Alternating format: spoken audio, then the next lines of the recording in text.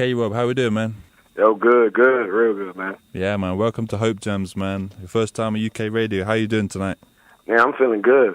Man, I normally get artists to introduce themselves because then, like, you're going to do it much better than I'm going to do it. So why don't you tell everyone, like, who you are and what you're up to, man? Well, my name is K.Rob, rap artist, 19. I am originally I'm from Buffalo, New York, but I was born in Washington, the DMV area I was born in. So you can credit me to that, I guess.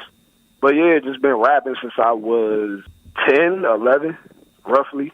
And I just stuck with it ever since. Yeah, man. And obviously, there's something I didn't mention in the intro was obviously your mum. Like, originally your mum is Asia Star, who I've had on the show before, and she's an awesome rapper in herself, and she's actually your mum. So presumably, like, she's your influence in doing the rap game, I presume? Oh, definitely. 100%.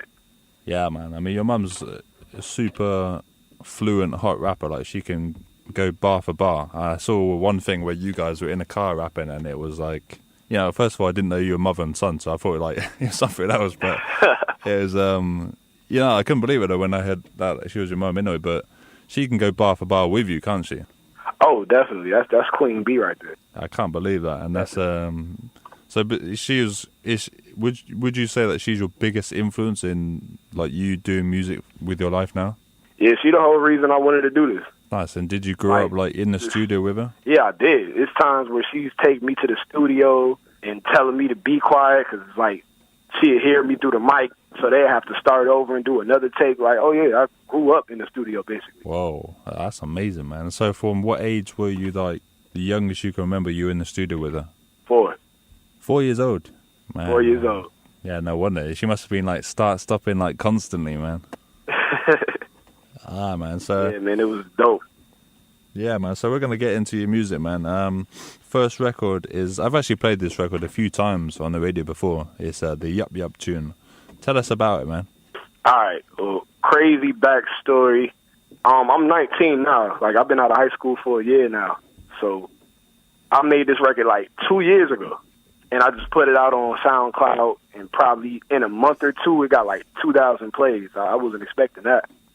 So I linked up with my videographer a year later, and we was looking for a video to shoot for me because I didn't have no videos out at the time, so no one knew what I looked like. So I gave him some tracks just so he could, get a feel for what he wanted to shoot for me, and one of them was Yup Yup. So I immediately got a call like, yo, you got to shoot a video to that, like ASAP. Like, that's out of here. That's a star hit. That's like, that might take you to the top. That's what he told me. I'm like, okay. Like, I didn't really think nothing of it because the song is so old for me. Like, my music is, I'm not going to say totally different from Yup Yup, but it's a little more grittier than Yup Yup, and I had way more than that. So I was shocked. I was surprised. So, yeah, man, like, we shot the video probably 3 months after that, and it was history. I put it on iTunes and Spotify, and then that's a fan favorite now. So what kind of reviews have you had on it? Like, has it gone big over in the States? Not like super big over here, but it's like, as far as my fan base, everybody likes that song. Like, that's the one song that everybody likes from me. Let's get into it, man. So, like you just told me off air, that your album is going to be dropping in July. So, man, I didn't even know that. So that's amazing. So how long you been working on that? Oh, my God. I've been working on this probably roughly a year. Because I've been doing little stuff like EPs and mixtapes, but I didn't own none of that music. Like, all of the beats was, like, from YouTube and little freestyle type joints. And I wanted something that I can sell. Just something, something organic. Everything is original. Everything is for me. Because I produced, like, 80% of this album. Yeah, man. I made every beat. I mixed it, mastered it. Everything is from me for the most part. And my homie did, like, the other half of it. So, yeah, I just wanted something that people could latch on to. Because I only have 3 singles that people really know. And Yup Yup is the biggest one. I wanted something that I could, like, show for. So, yeah, man, I've been working on this for, like, a year, roughly. Yeah, man, I was just going to say, like, I'd seen your mum originally was putting up the postings of you in the studio. So that was obviously for you yeah. doing the album then. That's amazing, man. Oh, like, yeah. She's like the probably the best mum out there. Like, she's supporting you doing it. Like, you wouldn't have thought like most mums would be in the studio as well, rocking with you, but she's obviously got your back. You know what I mean? That's great to see. So you're gonna bring out the album, and then you're gonna go on a tour or something like that. Hopefully, I've been talking with some people, and hopefully we can get that going. Over in the Washington area, you like hooking up with like the local kind of radio DJs as well? Like, are they picking up your tunes and playing them? Not that I know of. I would like that, but honestly, I don't know. I don't think I'm getting any like local radio play, but some have reached out to me though. Like very few have. What's the scene like out there, man? Because for everyone that's listening, like you ain't like for what I'm normally getting on the radio shows, like artists who are Christian and they're rapping it like that, and they're in the Christian scene a little bit, but you ain't Christian. Well, as far as I know, you're not Christian at all. Your mum's a Christian, as far as we know. Like, I mean, I am Christian, but I don't make Christian music. Right? Yeah, but what is that anyway, though? I mean, what Christian music? Like, yeah, I make Christian rap. I personally don't agree with that anyway. But yeah, I was gonna say, yeah, but I didn't know that. So you are a Christian then? Yeah, definitely. Oh, nice one. Yeah, I didn't know that, Jones. I thought that was a case of you, but you're completely in the secular scene with your music, then. Yes. Then that's cool, man. But I do explain my faith. Like, I do give you my faith in my music. Like, some songs you will hear, like, oh, okay, I didn't know that. Well, I think that's the best place for you to be, and I think that's the best place for anyone to be. Personally, I don't agree with the whole, like, Christian music scene as it's known, because I think it puts an ill on it, because it makes it separate when it shouldn't be separate, you know what I mean? Yeah, I feel like you have to enter into someone's world to lead them out of it. You feel what I'm saying? Yeah, man. So I think the best way to do it is in the secular scene. Yeah, man. And then you can make the most impact then, can't you? Because then when you get bigger, then people will then start looking at you and be like, oh, but why is he not acting like the rest of them? Why is he not being like the rest of them? Oh, because he's Christian. You know what I mean?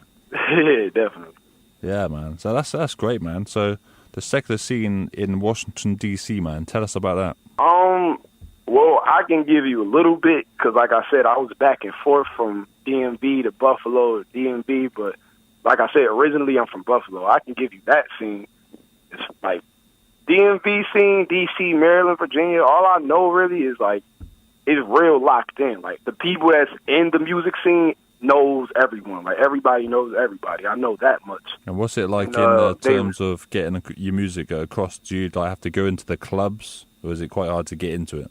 I think that's a little hard to get into. You got to know the right people for that. What's that, like promoters and stuff like that? How about in Buffalo then? Is that a bit easier? Do you know more people? Yes, it's way easier because it's way smaller than DC. Like literally everyone knows everyone in Buffalo. Is it Buffalo, New York?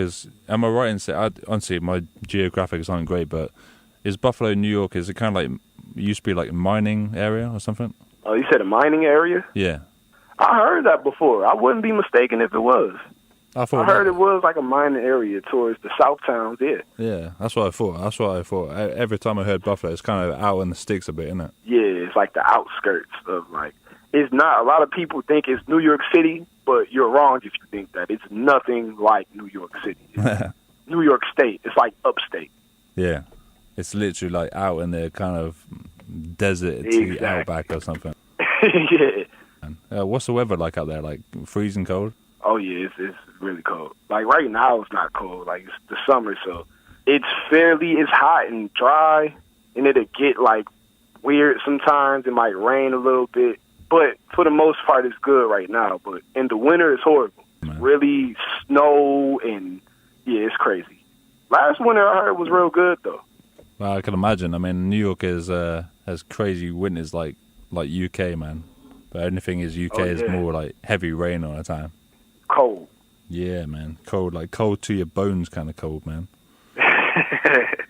So what made you, like you said you were in Buffalo before then, was that because I thought your mum always lives in Washington, D.C. now. So how come you're in Buffalo? I was raised by my grandparents for like the first, actually a bulk of my life, actually. I was raised by them. Not for any serious reasons or anything like that. Like my mom had me when she was really young. So they felt that was the best decision for me to, have my mom, get her life together. Because she had me when she was 17. Whoa. And that's still a child, basically. You get what I'm saying? Yeah. It was the best decision, technically, for my grandparents to raise me until I turned 17. And then I went to go live with my mom. So Yeah. next year I'll be 20, and it'll be marking 3 years since I've been out there with her. But me and her talked every day ever since I started living with my grandparents. That's why our relationship is so tight. Yeah, man. I mean, that's awesome to hear. So obviously, raising up in your grandparents' house, would they teach you anything like Christian-based stuff, or is it, is that in the house? Definitely. Yes, I had to sneak to listen to explicit rap music. And what was the thing on that? Like when you did that, they catch you listening to it, and they'd be like, "What are you doing?" Oh yeah, I got some CDs broken. Yeah, definitely. Ah, man. But I think where you're at is great, man. I think that you're kind of what I call you're basically how it should be. Like, you're just a rapper, and you're Christian as well. You know what I mean? And but you're rapping about normal stuff, rather than it being like, definitely. rather than having to be like Jesus in every song kind of thing, which a lot of so-called Christian that turns rappers, people off. Yeah, I agree, man. It's not good because it's just like, it's not real, is it? Nah, it's not realistic. No one wants to hear that all day, every day. Even the most holy person doesn't want to hear Jesus, Jesus, Jesus every day. There's nothing wrong with that. There's nothing wrong with Jesus. There's nothing wrong with, being vocal about your faith. But I feel like, okay, I'm going to put it like this. If you like hamburgers, right, and you go tell somebody every day about how you like hamburgers, they're going to be annoyed. Like, okay, we get it. You get what I'm saying? Yeah, exactly. You can't force feed everything on somebody. You got to let things come natural. Yeah, I think like making Jesus like culturally relevant is the fact that as a rapper, for example, you have to talk about stuff that's in culture every day, but that's not in the average Joe Blogs who lives in his life. He's not witnessing Jesus every day, so you need to make something more relevant to him. Like, you have to rap for people. For me, I have to rap for people that are Christian and that isn't Christian and that's Muslim. I want to rap for everybody. I'm not just trying to speak to one demographic of people. You get what I'm saying? Yeah, definitely. I think that's the right attitude, what you got there, man, and I really like it, man. And yeah, man, all power to you, man, because I think you're on the right road with that. Everything that you said is how I think about, because I'm one of these people. I don't agree with the whole like CHH, because that's something new that came out the last 10 years or something, and that wasn't. It's putting everyone who's a Christian in a box. You know what I mean? It's not good, is it? Word. No, it's not. That's not the way to think, and that's not the way to reach people. Otherwise, what's going to have next? You're going to have like you're going to have the box of like Christian plumbers and Christian teachers, Christian policemen. Yeah, man. I feel that. Ah, man. Let's jump into your next record, man. And so this next one is from your forthcoming album, isn't it? So this next one is Bailey. Do you want to tell us about it? All right. So I have this friend. We mad close. Like, that's my boy. And it's this girl that he always wanted to get with, but she never gave him the time of day because she doesn't like boys. I don't want to say she's gay. I think she's bisexual. I'm not sure. I don't know. But she's not really into guys, and he's really feeling her. She never, ever stopped to give him the time of day, but I don't even think she knows that he wants her, honestly. So I took that from my mans and made it into a song. For anybody that ever wanted a girl or wanted anybody, actually, and she never noticed you, this is the song for you. But it's not a love song. It's just a little, a little groove. You know what I'm saying?